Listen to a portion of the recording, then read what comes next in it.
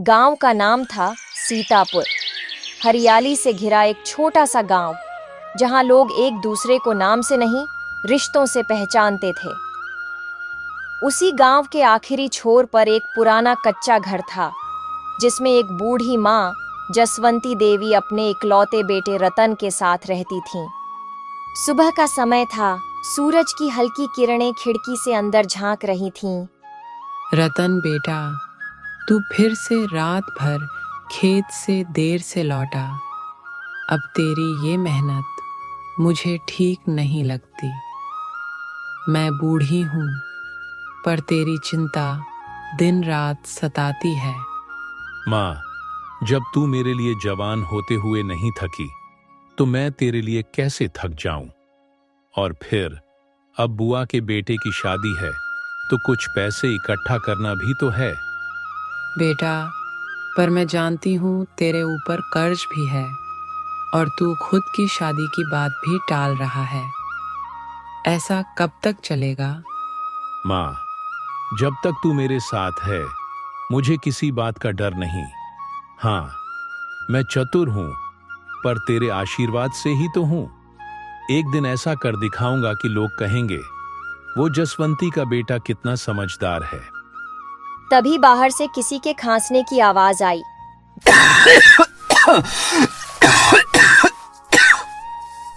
दरवाजे पर खड़ा था भोला, गांव का हरफन मौला, जो हर बात में अपनी टांग अड़ाता था। अरे ओ रतन, तेरी माँ तो तुझे राजा बना ही रही है। सुन, चौधरी साहब बुला रहे हैं, कोई बड़ा काम है शायद। चौधरी साहब? अब क्या काम पड़ गया उन्हें मुझ जैसे गरीब किसान से? अरे वही तो जानने जा रहे हैं। चलना, गांव के सबसे चतुर लड़के को शायद अब गांव की सबसे बड़ी जिम्मेदारी मिलने वाली है। रतन माँ की तरफ देखता है। माँ की आंखों में गर्व की चमक थी, लेकिन एक अनकही चिंता भी छिपी थी। जाना बेटा, पर याद रखना, चतुराई तभी अच्छी लगती है जब उसमें इंसानियत हो। माँ, तेरे संस्कार ही मेरी असली चतुराई है। रतन और भोला हंसते हुए चौधरी साहब के घर की ओर चल पड़ते हैं। पर किसे पता था कि यही मुलाकात रतन की जिंदगी को एक नई दिशा देगी। रतन और भोला गांव के सबसे बड़े घर, चौधरी साहब के हवेली जैसे मकान के दरवाजे पर पहुंचे। बाहर दो नौकर खड़े थे, जो झुके हुए बोले, चौधरी साहब अंदर तशरीफ रखते हैं, बैठ जाइए, अभी बुलाते हैं। अबे इतना आदर सत्कार, कुछ तो बात जरूर है। रतन शांत रहा। वह समझ गया था कि बात साधारण नहीं है। कुछ ही देर में भीतर से आवाज आई, रतन, अंदर आजा बेटा, बाकी सब बाहर रहें। रतन धीरे धीरे अंदर गया। चौधरी साहब अपनी आराम कुर्सी पर बैठे थे, आंखों में वही चालाकी, होठों पर झूठी मुस्कान। रतन बेटा, तुझे गांव का सबसे समझदार लड़का कहा जाता है। तेरा नाम दूर दूर तक फैल रहा है, और सच कहूं तो मुझे भी एक चतुर आदमी की जरूरत है। चौधरी जी, जो काम होगा मेहनत से करूंगा, पर नाइंसाफी का साथ नहीं दूंगा। हाँ हाँ, यही तो चाहिए था। सुनो, जमींदारी के कुछ कागज हैं जो तहसील में अटके पड़े हैं। मेरा एक पुराना दुश्मन जानबूझकर अड़ंगा डाल रहा है। तुम शहर जाओ, कागज ले आओ, और बदले में मैं तुम्हारा सारा कर्ज चुका दूंगा। इतना बड़ा काम? और मैं? आप चाहें तो खुद भी किसी वकील को भेज सकते हैं। मुझे भरोसा नहीं वकीलों पर तुझ पर है। तुझे मां ने सच्चाई की घुट्टी पिलाई है। रतन को लगा जैसे कुछ तो गड़बड़ है, लेकिन उसने यह भी समझा कि शायद ये उसके जीवन का एक बड़ा मोड़ हो सकता है। ठीक है चौधरी जी, पर एक शर्त है। अगर मैं ये काम कर दूं, तो आप गांव के सारे किसानों का पुराना बकाया भी माफ करेंगे। चौधरी साहब थोड़ी देर तक चुप रहे, फिर बोले, बिल्कुल, मगर तू पहले काम करके दिखा दे। रतन बाहर आया। भोला भागकर पास आया। क्या बोला? क्या काम मिला? भोला, कुछ तो गड़बड़ है। मैं चौधरी साहब का काम करूंगा, लेकिन हर कदम सोच समझ कर उठाऊंगा। चल, अब माँ को सब बताना है। अरे माँ को कहीं डांटेगी तो नहीं? वो डांटेगी नहीं, पर उसकी आंखें बताएंगी कि मैं सही हूं या नहीं। दोनों घर की ओर चल दिए, लेकिन उन्हें क्या पता था कि यह काम केवल एक कागज का नहीं बल्कि रतन की समझदारी और माँ के संस्कारों की अग्नि परीक्षा बनने वाला है। रतन जैसे ही घर पहुंचा, माँ दरवाजे पर बैठी थी। चेहरा थोड़ी चिंता में डूबा हुआ था, लेकिन बेटे को देखकर हल्की मुस्कान आ गई। आ गया बेटा, क्या कह रहे थे चौधरी साहब? माँ, उन्होंने मुझे शहर भेजने की बात की है, कुछ जमींदारी के कागज लेने। बदले में वो मेरा कर्ज माफ करेंगे। सिर्फ कर्ज माफी? कुछ और तो नहीं कहा उन्होंने? कहा तो ये भी कि अगर काम सफल रहा तो गांव के किसानों का भी बकाया माफ कर देंगे। माँ ने एक गहरी सांस ली। उसने बेटे की आंखों में देखा। बेटा, जो ज्यादा देने की बात करे उसका इरादा हमेशा साफ नहीं होता। तू चतुर है लेकिन चालाक नहीं। अगर तू गया तो हर बात को कान से नहीं, दिल और दिमाग दोनों से सुनना। हाँ माँ, इसीलिए तो तुझसे पूछने आया हूँ। तू हाँ कहेगी तभी जाऊंगा। जा बेटा, पर कभी किसी के गलत इरादे का हिस्सा मत बनना, चाहे कितनी भी बड़ी इनाम की बात हो। तेरा ज़मीर ही तेरा सबसे बड़ा धन है। रतन माँ के चरणों में झुक गया। तभी पीछे से भोला आता है, एक पोटली लिए। रतन, ये तेरे लिए रास्ते का सामान बांध दिया है। माँ ने सुबह से कुछ नहीं खाया और तू शहर जाने की तैयारी में लग गया है। अरे भोला, तू भी तो मेरे बेटे जैसा ही है। इसका ध्यान रखना रास्ते में, समझा? माँ, जब तक भोला है रतन को कोई हाथ नहीं लगा सकता। पर तू चिंता मत कर, हम दोनों चतुर हैं, है ना रतन? हाँ भोला, तू भोला होकर भी बहुत होशियार है। माँ ने दोनों को तिलक किया और एक पुराना सिक्का रतन को थमाया। ये तुम्हारे पिता का दिया हुआ सिक्का है।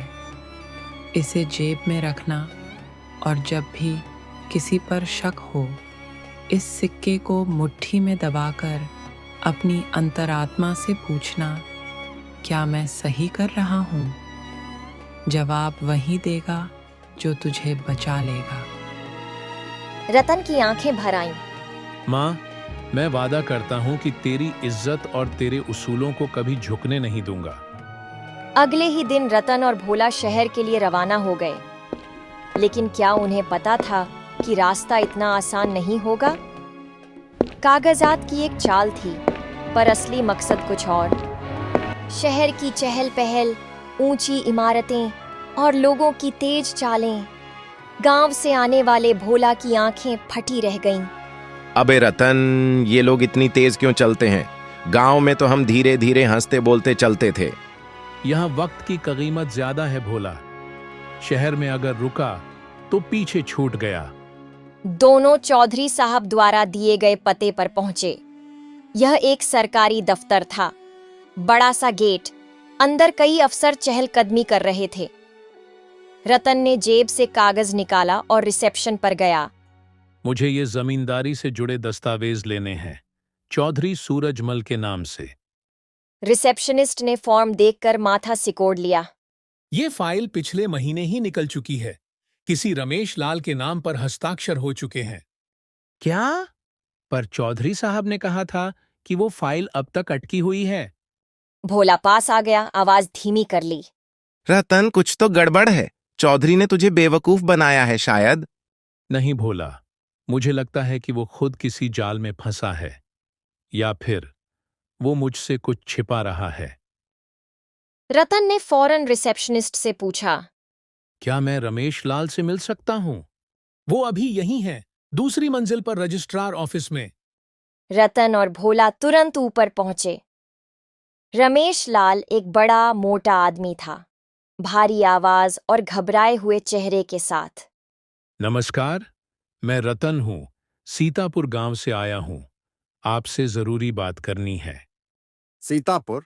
अरे नहीं नहीं, मैं किसी को कुछ नहीं बताऊंगा। मुझसे गलती हो गई। मैंने बस दस्तखत किए थे, पैसे ले लिए थे। अरे ये क्या बक रहा है? शांत रहिए, आपसे किसी ने जबरदस्ती करवाई। चौधरी साहब ने कहा था कि दस्तखत कर दो, वो सब संभाल लेंगे। उन्होंने कहा कि मैं अगर कुछ बोलूंगा तो मेरी नौकरी जाएगी। अब रतन की आंखें सख्त हो गईं। माँ की दी हुई सीख और सिक्का जेब में कसकर पकड़ा। तो ये है चौधरी की असली चाल। वो चाहता था कि मैं शहर आकर फंस जाऊं और नाम उसका साफ रहे। रतन ने भोला की तरफ देखा और कहा, अब वक्त आ गया है कि चतुराई से जाल बिछाया जाए और असली शिकारी को फंसाया जाए। तो अब क्या करेंगे रतन? अब मैं उस जाल को उल्टा करूंगा और चौधरी साहब को सबक सिखाऊंगा अपने तरीके से। 3 दिन बाद गांव के चौपाल पर भीड़ जुटी हुई थी। चौधरी सूरजमल ऊंची चौकी पर बैठा था। चेहरे पर वही घमंड, हाथ में सोने की अंगूठी चमक रही थी। आज पंचायत में हम ये तय करेंगे कि रतन ने जो जमींदारी के कागज लाने का वादा किया था उसमें असफल रहा। उसका भरोसा तोड़ना मेरी नजर में गांव के साथ धोखा है। लोग एक दूसरे को देख रहे थे। रतन अभी तक वहां पहुंचा नहीं था।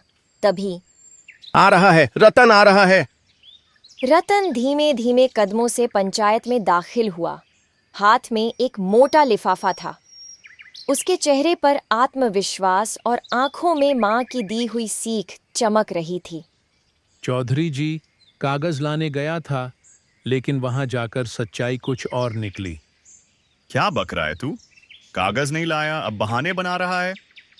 रतन ने लोगों की तरफ देखा और लिफाफा सबके सामने खोलकर कुछ फोटोकॉपी के पन्ने निकाल लिए। ये देखिए, यही हैं वो कागज जिन पर दस्तखत तो रमेश लाल के हैं, लेकिन दबाव डलवाया गया चौधरी साहब की तरफ से। उन्होंने पहले ही कागज निकलवा लिए थे, पर गांव के लोगों और मेरी मां को धोखा देकर मुझे बेवजह शहर भेजा। गांव का बुजुर्ग हरिया काका, पर तू ये कैसे साबित करेगा बेटा? मेरे पास रमेश लाल का ऑडियो रिकॉर्ड है, जिसमें वो खुद मानता है कि चौधरी साहब ने उसे डराकर दस्तखत करवा लिए। रतन ने जेब से पुराना फीचर फोन निकाला और रिकॉर्डिंग चालू की।